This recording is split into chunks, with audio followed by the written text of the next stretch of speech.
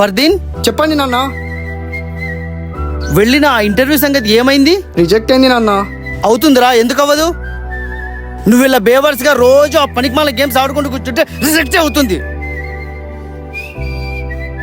ఈ పౌరుషానికి ఏం తక్కువలేదు. ఛీ! ఎందుకు నాన్న అన్నని ప్రతిరోజు తిడుతూనే ఉంటారు?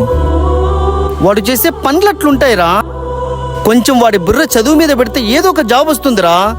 24 గంటలు ఆ ఫోన్ మీదనే ఉంటే ఏమొస్తుంది? రిజెక్టే వస్తుంది. నాన్న, అన్న ట్రై చేస్తున్నాడు కదా, నాకు అన్న మీద నమ్మకం ఉంది. నువ్వు చూస్తూ ఉండు, ఏదో ఒక రోజు అన్న ఖచ్చితంగా జాబ్ సాధిస్తాడు.